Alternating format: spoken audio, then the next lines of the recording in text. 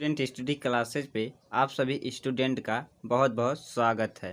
आज हम class 12th chemistry के most important chapter solid state, इस चैप्टर से 5 नंबर के हमारे क्वेश्चन पूछे जाते हैं। तो आज हम इस चैप्टर के इम्पॉर्टेंट बहुविकल्पी क्वेश्चन लेके आए हैं।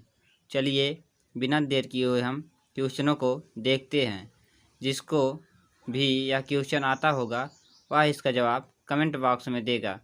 जिसको नहीं आता होगा वह इंतज़ार करे। चलिए हम देखते हैं पहला क्वेश्चन हमारा क्या है।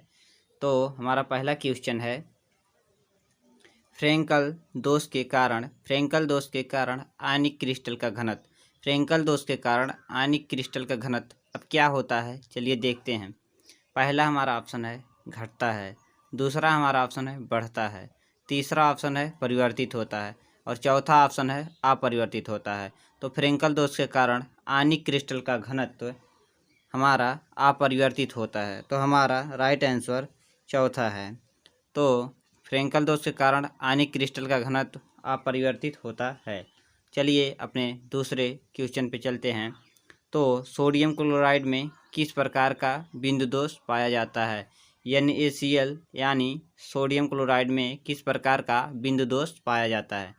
पहला है हमारा फ्रेंकल दोष, दूसरा साटकी दोष, तीसरा जालक दोष, तीसरा अशुद्धि दोष।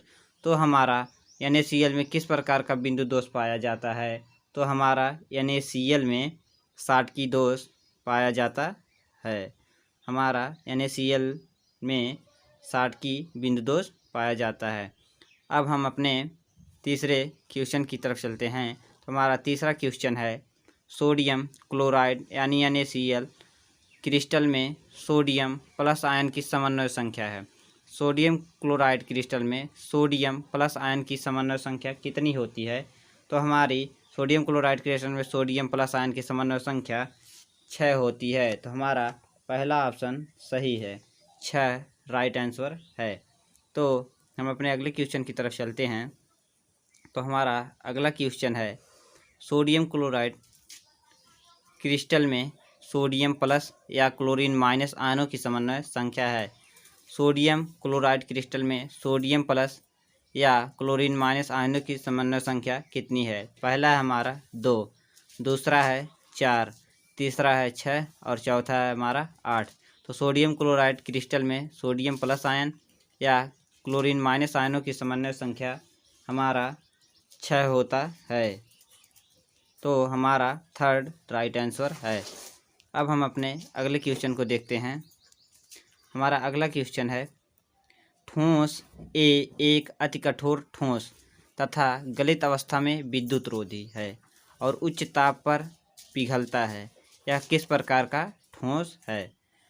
एक हमारा ठोस है, ए है एक अति कठोर ठोस तथा गलित अवस्था में विद्युत रोधी है और उच्च ताप पर पिघलता है। यह किस प्रकार का ठोस है। हमारा पहला ऑप्शन है आणविक, दूसरा है आयनिक, तीसरा है धात्विक और चौथा है सहसंयोजक। तो हमारा इसका राइट आंसर है सहसंयोजक, ऑप्शन नंबर 4 सहसंयोजक ठोस है हमारा। अब हम अपने अगले क्वेश्चन को देखते हैं। तो हमारा छठा क्वेश्चन है, NaCl क्रिस्टल की संरचना है। सोडियम क्लोराइड क्रिस्टल की संरचना क्या है। पहला है फलक केंद्रित घन, दूसरा है मोनोक्लिनिक, तीसरा है आर्थोराम्बिक और चौथा है इनमें से कोई नहीं। तो सोडियम क्लोराइड क्रिस्टल की संरचना हमारी फलक केंद्रित घन है। हमारा पहला ऑप्शन राइट है, फलक केंद्रित घन। NaCl क्रिस्टल की संरचना फलक केंद्रित घन की होती है। अब हम अपने अगले क्वेश्चन की तरफ चलते हैं। हमारा अगला क्वेश्चन है, एक क्रिस्टली ठोस में होती है। एक क्रिस्टली ठोस में क्या होती है उसे देखते हैं। चलिए इसके ऑप्शन को देखते हैं। पहला हमारा दीर्घ परास्कोट, दूसरा है लघु परास्कोट, तीसरा है अनिश्चित ठोस और चौथा है आणविक ठोस। एक क्रिस्टली ठोस में जो हमारी व्यवस्था होती है वो दीर्घ परास्कोट की होती है। तो हमारा पहला राइट आंसर है दीर्घ परास्कोट। चलिए अगला क्वेश्चन देखते हैं। अगला क्वेश्चन हमारा, प्लास्टिक क्या है। प्लास्टिक जो हमारा है आयनिक ठोस है या धात्विक ठोस है। थर्ड, आक्रिस्टलीय ठोस है या आणविक ठोस है। तो हमारा प्लास्टिक जो है वो हमारा आक्रिस्टलीय ठोस है। प्लास्टिक हमारा आक्रिस्टलीय ठोस है। चलिए हम अगले क्वेश्चन को देखते हैं। अगला हमारा क्वेश्चन है कि ग्रेफाइट है। अब ग्रेफाइट हमारा क्या है। पहला ऑप्शन आयनिक ठोस, दूसरा धात्विक ठोस, तीसरा सहसंयोजी ठोस और चौथा है आणविक ठोस। तो हमारा जो ग्रेफाइट है वो हमारा सहसंयोजी ठोस है। तो इसका right answer option number third है। अब हम अपने 10वें क्वेश्चन की तरफ चलते हैं। तो हमारा 10वां क्वेश्चन क्या है उसे देखते हैं। किसी क्रिस्टल में इकाई सेल में किसी क्रिस्टल के इकाई सेल में परमाणुओं की संख्या 4 है। किसी क्रिस्टल के इकाई सेल में परमाणुओं की संख्या 4 है तो क्रिस्टल की संरचना होगी पहला SCC, दूसरा BCC, तीसरा FCC और चौथा अष्टफल की। तो हमारा किसी क्रिस्टल के इकाई सेल में परमाणुओं की संख्या यदि 4 है तो क्रिस्टल की संरचना हमारा FCC होगा। तो राइट आंसर है हमारा आंसर नंबर थर्ड FCC। अब हमारा अगला क्वेश्चन है कि NaCl यानी सोडियम क्लोराइड NaCl क्रिस्टल में सोडियम प्लस आयन के चारों ओर कितने क्लोरीन माइनस आयन होते हैं। सोडियम क्लोराइड क्रिस्टल में Na प्लस आयन के चारों ओर कितने क्लोरीन माइनस आयन होते हैं। तो हमारा पहला ऑप्शन है 3, दूसरा ऑप्शन है 8, तीसरा ऑप्शन है 4 और चौथा ऑप्शन है 6। तो हमारा NaCl क्रिस्टल में सोडियम प्लस आयन के चारों ओर कितने क्लोरीन माइनस आयन होते हैं। तो हमारा इसमें 6 आयन होते हैं। तो ऑप्शन नंबर जो 4 है this is right answer.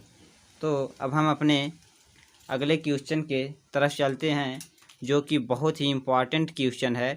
Question number 12। तो फ्रेंकल तथा साटकी दोनों ही दोष प्रदर्शित करने वाला यौगिक है।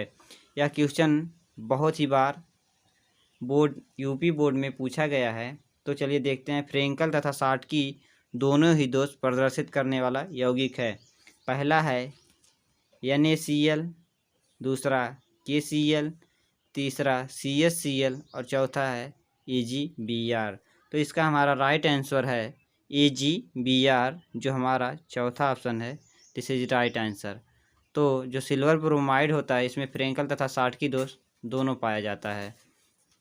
अब हम अपने अगले क्वेश्चन को देखते हैं। हमारा अगला क्वेश्चन है पोटेशियम सल्फेट है।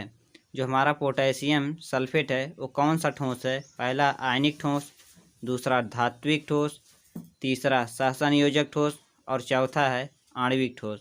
तो पोटेशियम सल्फेट हमारा कौन सा ठोस है। आयनिक ठोस, धात्विक ठोस, सहसंयोजक ठोस, आणविक ठोस। तो हमारा जो पोटेशियम सल्फेट है वो हमारा आयनिक ठोस है। तो हमारा पहला राइट आंसर है। अब हम अपने अगले क्वेश्चन की तरफ चलते हैं। चलिए देखते हैं कि शुद्ध सिलिकॉन और जर्मेनियम है। जो हमारा शुद्ध सिलिकॉन है और जर्मेनियम है वो क्या है। चालक है, विद्युतरोधी, अर्धचालक, इनमें से कोई नहीं। तो शुद्ध सिलिकॉन और जर्मेनियम हमारा क्या है। चालक है या विद्युतरोधी है या अर्धचालक है या इनमें से कोई नहीं। तो हमारा जो शुद्ध सिलिकॉन और जर्मेनियम है वो हमारा अर्धचालक है। वो हमारा अर्धचालक है। तो हमारा answer number third correct answer है। अब हम अपने अगले क्वेश्चन की तरफ चलते हैं। हमारा अगला क्वेश्चन है घनी क्रिस्टलों में अच्छी दूरियां अथवा कोर लंबाइयां होती है। घनी क्रिस्टलों में अच्छी दूरियां अथवा कोर लंबाइयां होती हैं। पहला है A = B = C, दूसरा है A = B does not equal C, तीसरा है A does not equal B does not equal C और चौथा है alpha equal to beta equal to gamma equal to 120 degree अंश। तो घनी क्रिस्टलों में अच्छी दूरियां अथवा कोर की लंबाइयाँ जो होती है वो हमारा फर्स्ट आंसर सही है, ए बराबर बी बराबर सी। तो आज की वीडियो हमारा यहीं पे समाप्त होता है। 15th most important objective question हमने आपको बताया। यह वीडियो आपको कैसा लगा? यदि यह वीडियो आपको अच्छी लगी हो तो हमारे स्टूडेंट स्टडी क्लासेस को सब्सक्राइब कीजिए तथा वीडियो को लाइक करें और अपने दोस्तों में शेयर अवश्य करें। Thank you.